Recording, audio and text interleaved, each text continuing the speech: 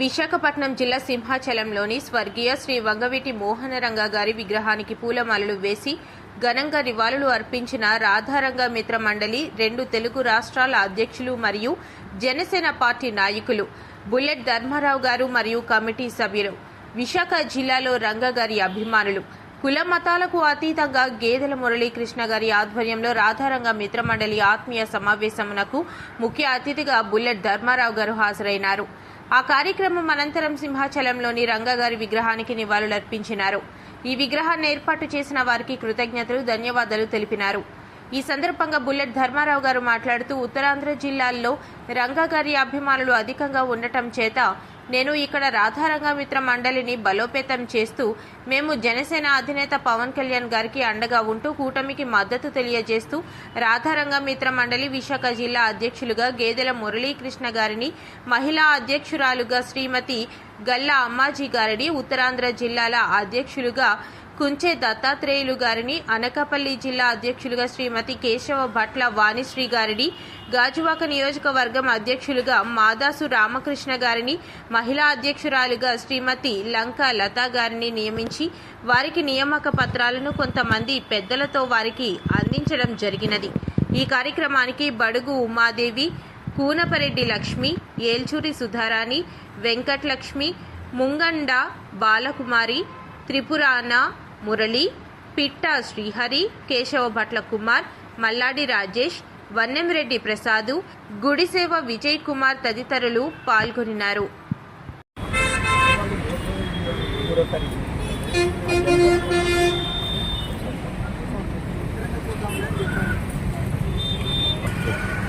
ఈ రోజున విశాఖ జిల్లాలో సింహాచలం ఏరియాలో 1989 సంవత్సరంలో రంగా గారు చనిపోయినాక ఉత్తరాంధ్ర జిల్లాలో మొట్టమొదటిసారిగా రంగా గారి విగ్రహం నెలకొల్పడం ఈ ఏరియాలో సింహాచలం ఏరియాలో జరిగింది.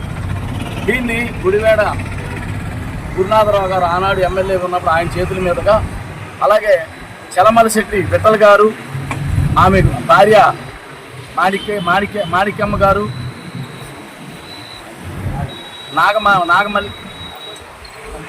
నాగమల్లేశ్వరమ్మ గారు, ఆయన కుమారులు రమణ గారు, రామకృష్ణ గారు, వివేకానంద గారు, ఈ 3 కుమారుల ఆధ్వర్యంలో ఈ విగ్రహాన్ని నెలకొల్పి ఆనాటి నుంచి ఈనాటి వరకు విగ్రహాలు బాగోగులు కానీ ఇక్కడున్న కార్యక్రమాలన్నీ కూడా దిగ్విజయంగా నెరవేర్చిస్తూ రంగా గారంటే వాళ్ళ కుటుంబానికి ఎనలేని అభిమానం, ఎనలేని వాత్సల్యం వాళ్ళకి.